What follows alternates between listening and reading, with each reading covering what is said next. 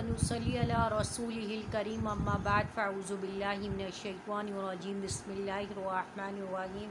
میں ہوں امت الرحمن advance Islamic grooming Karachi Pakistan سے۔ السلام علیکم ورحمۃ اللہ وبرکاتہ۔ امید ہے کہ ساری بہنیں خیر و عافیت کے ساتھ ہوں گی۔ آج جو ہمارا ٹاپک ہے وہ بہت زیادہ سینسٹیو ہے، اس کو ذرا دھیان سے سنیے گا اور سمجھیے گا اور اس پر عمل کرنے کی کوشش ضرور کریے گا اور اس کو اپنی زندگی میں عمل کے لیے ضرور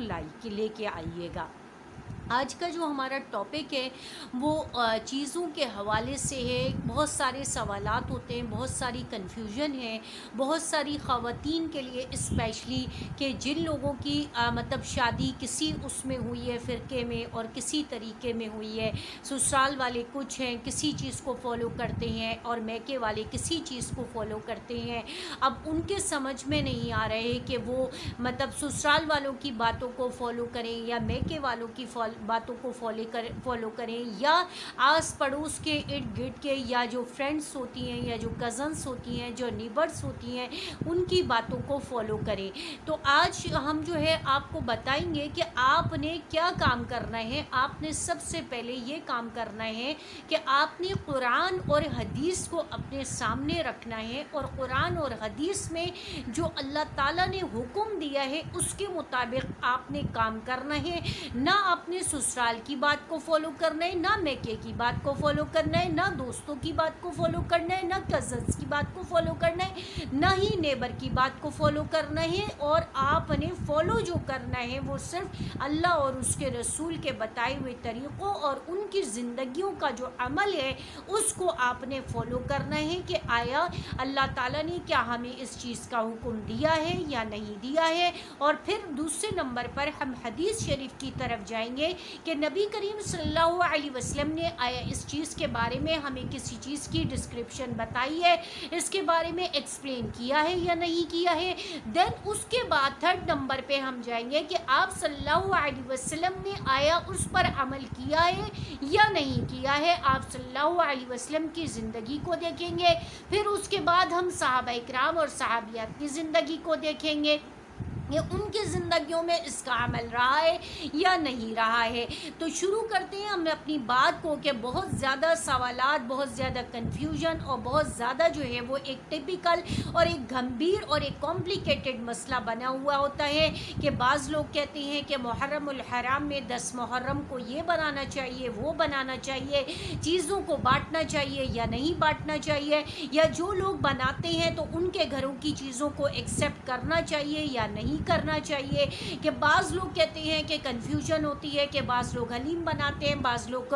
مطلب مختلف چیزیں بناتے ہیں، شربت بناتے ہیں، کوئی زردہ بناتا ہے، کوئی میٹھا بناتا ہے، کوئی کھیر بناتا ہے، کوئی کسٹرڈ بناتا ہے، کوئی کہتا ہے کہ جو ہے وہ آپ نے کوئی اور چیز بنانی ہے، کچھ بھی نہیں بنانا ہے، آپ نے بالکل سوگ کا کام کرنا ہے۔ اور بعض لوگ یہ کہتے ہیں کہ ہم اس پر نیاز دلواتے ہیں، اور نیاز کیا ہے اس کے بارے میں ہم انشاءاللہ نیکسٹ لیکچر میں آپ کو بتائیں گے کہ نیاز کیا ہوتی ہے اور نیاز کی اصل کیا ہے۔ اس کے بارے میں آج ہم آپ کو 9-10 محرم کے جو پکوان بنتے ہیں اس کے حوالے سے بتانا چاہتے ہیں کہ 9-10 محرم کو ایز سچ حدیث شریف کے اندر قرآن، سب سے پہلے تو قرآن مجید کے اندر اللہ تعالیٰ نے کوئی حکم نہیں دیا ہے کہ آپ نے 9-10 تاریخ کو جو ہے وہ کچھ چیزیں بنانی ہے، کچھ مخصوص چیزیں، کچھ پرٹیکولر چیزیں ہیں اور پھر آپس میں ایک دوسرے کو اس کو بھیجنا ہے، آپس میں نیبر میں بھیجنا ہے یا اپنے رشتہ داروں میں بھیجنا ہے۔ ایسا کوئی کانسیپٹ اور ایسا کوئی حکم قرآن مجید سے ثابت نہیں ہے، نمبر 1۔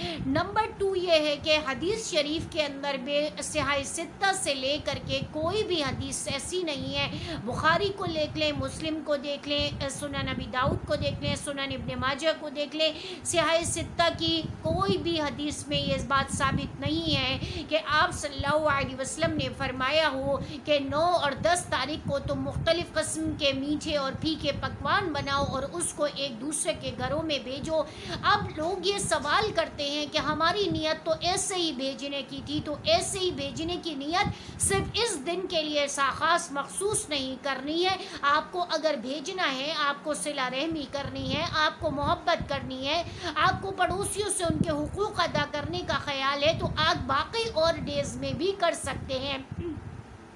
اب اس کا جو یہ شروعات ہوئی ہے، جو اس کو جو کہتے ہیں یہ جو بانٹنا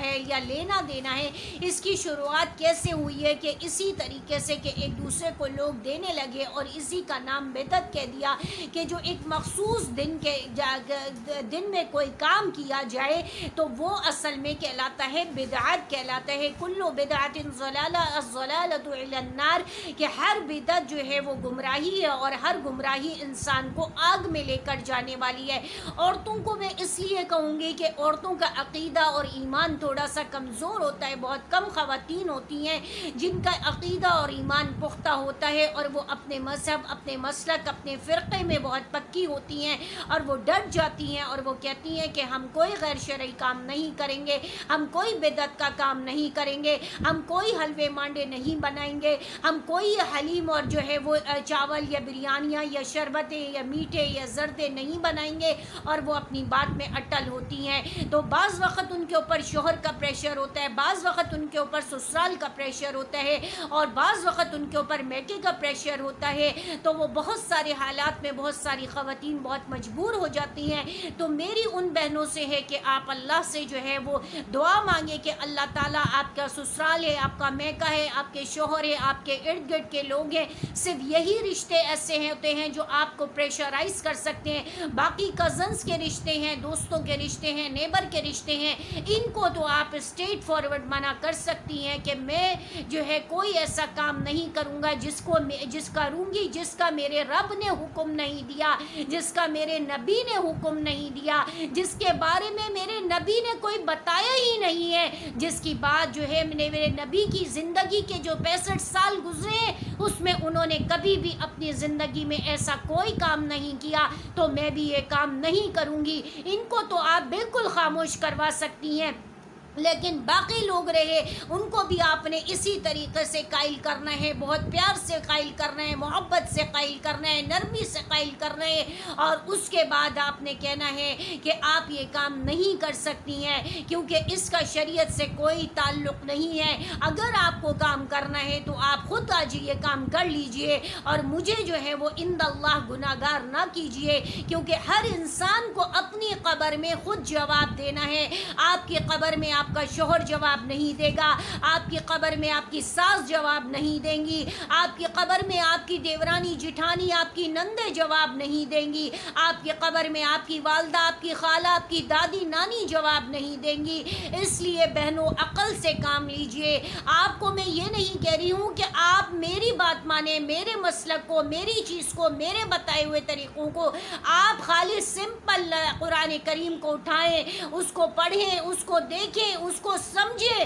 اور علماء کرام سے معلوم کرے۔ آپ خود بھی پڑھی لکھی ہیں، سمجھدار ہیں، آپ کو بھی اردو پڑھنے آتی ہے، آپ نے بھی بچپن سے قرآن پڑھا ہے، ترجمہ پڑھا ہوگا، سنا ہوگا، تو آپ کو بھی اتنی اویئرنیس تو ہوگی کہ کیا صحیح ہے اور کیا غلط ہے۔ اور اللہ تعالیٰ نے ہمیں کسی دن کے لیے مخصوص نہیں کیا ہے، سارے دن سارے مہینے اللہ کے لیے ہیں اور سارے مہینے ساری چیزیں اللہ کے لیے ہیں۔ آپ نے کوئی غیر شرعی کام نہیں کرنا ہے، آپ نے کوئی بدعت نہیں کرنی ہے، آپ نے کوئی حلوے مانڈے نہیں بنانے ہیں، آپ نے کوئی غیر ضروری کھانے نہیں بنانے ہیں، جو آپ کے روٹین کے کھانے ہیں اسی کو بنانا ہے۔ ہاں اگر آپ اپنا دسترخوان وسیع کرنا چاہتی ہیں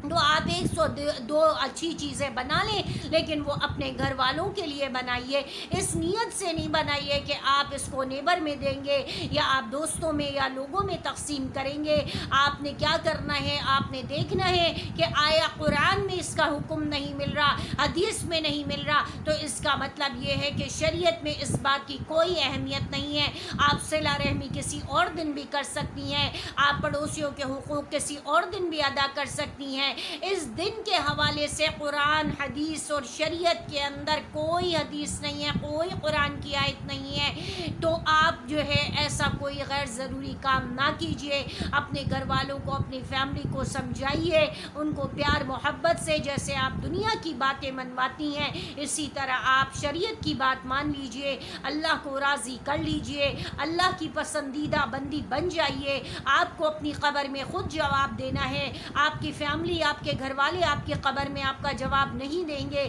اللہ تو آپ سے پوچھیں گے کہ میں نے تمہیں قرآن دیا، حدیث دی، نبی دیا، نبی کی زندگی دی، تو اس کے اندر تمہیں کیا کوئی ایسا کام ملا تھا جس کو تم نے کیا ہے؟ آپ کے پاس جواب ہوگا کہ نہیں اللہ، آپ کی کتاب میں بھی نہیں تھا، آپ کے نبی کی کتابوں میں بھی نہیں تھا، آپ کی نبی کی بات چیت میں بھی نہیں تھا، آپ کی نبی کی زندگی میں بھی نہیں تھا، یہ تو میں نے اپنے گھر والوں کے کہنے پہ کیا ہے۔ تو اللہ کہیں گے کہ میں تمہیں زیادہ محبوب تھا یا تمہارے گھر والے تمہیں زیادہ محبوب تھے؟ آپ کہیں گی کہ نہیں، بے شک اللہ تعالیٰ آپ ہی مجھے زیادہ محبوب تھے۔ تو پھر اللہ تعالیٰ آپ سے سوال کریں گے، جب میں تمہیں محبوب تھا، میری بات تمہیں محبوب تھی، تو تمہیں میری بات پر عمل کرنا چاہیے تھا۔ اس وقت آپ کیا جواب دیں گی؟ اس وقت آپ شرمندہ ہوں گی اور شرمندگی سے آنسو گر رہے ہوں گے اور آپ سر جھکا رہی ہوں گی اور اللہ سے معافیاں مانگ رہی ہوں گی، لیکن اللہ تعالیٰ پھر کہیں گے کہ میں نے تو تمہیں کتاب دے دی تھی، حدیث دے دی تھی، قرآن بتا دے دیا تھا،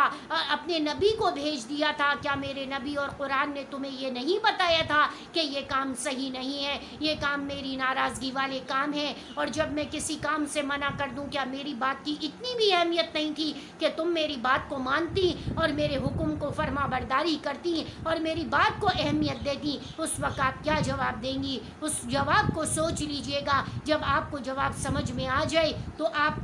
یہ سوچ لیجئے گا کہ آیا اپنا محاسبہ کیجئے گا کہ آیا مجھے یہ کام کرنا چاہیے یا نہیں کرنا چاہیے۔ تو میرے خیال میں تو آپ کو بات سمجھ میں آ گئی ہوگی کہ میں کیا کہنا چاہ رہی ہوں اور میرا کیا پیغام ہے اور کیا میسیج ہے۔ آپ نے اپنی بات پر، اپنے دین پر ڈٹ جانا ہے اور اپنی بات پر قائم رہنا ہے، اپنے گھر والوں کو قائل کرنا ہے اور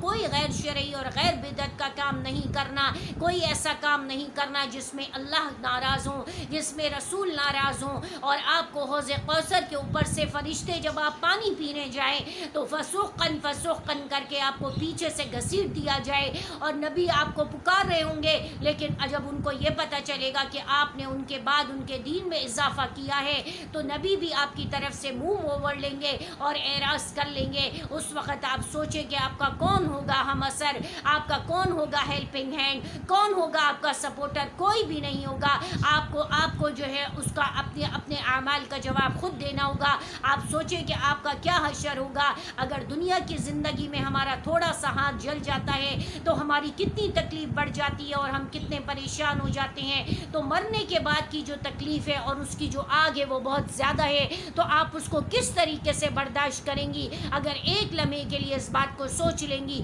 تو امید ہے کہ انشاءاللہ آپ کو بات سمجھ میں آ جائے گی۔ وآخر دعوانا الحمدللہ رب العالمین۔ السلام علیکم ورحمۃ اللہ وبرکاتہ۔